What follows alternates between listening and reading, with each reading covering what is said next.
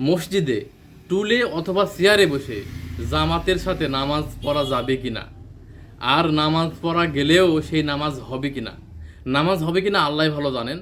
আর আলেম ওলামারা কোরআন এবং হাদিস থেকে তথ্য দিবেন। কিন্তু আমি যেহেতু আলেম ওলামা নয়, কিন্তু আমরা সবাই জানি নামাজের ভিতরে এবং বাইরে 13টা ফরজ আছে। এই 13 ফরজের মধ্যে যে কোনো একটা ফরজ যদি বাদ যায় তাহলে কিন্তু আপনার আমার নামাজ হবে না।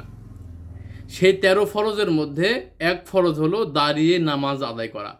আপনি বাসায় যখন নামাজ পড়বেন তখন সুন্দর হয়ে সোজা হয়ে দাঁড়িয়ে নামাজ আদায় করবেন।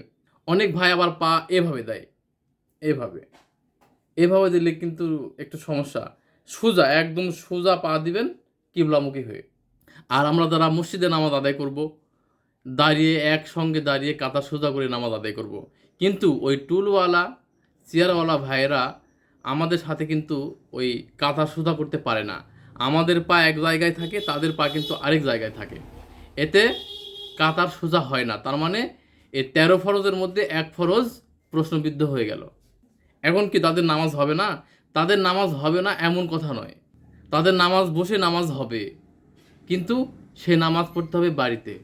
আপনি যদি অসুস্থ থাকেন তাহলে নামাজ বাড়িতে আদায় করবেন। যখন মসজিদে নামাজ পড়বেন তখন কিন্তু এই কাতার সোজা করাটা অনেক জরুরি। যেমন আল্লাহ তাআলা পবিত্র কোরআনে সূরা বাকারার মধ্যে বলে দিয়েছেন, বিসমিল্লাহির রহমানির রহিম, লা ইউকাল্লিফুল্লাহু নাফসান ইল্লা উসআহা।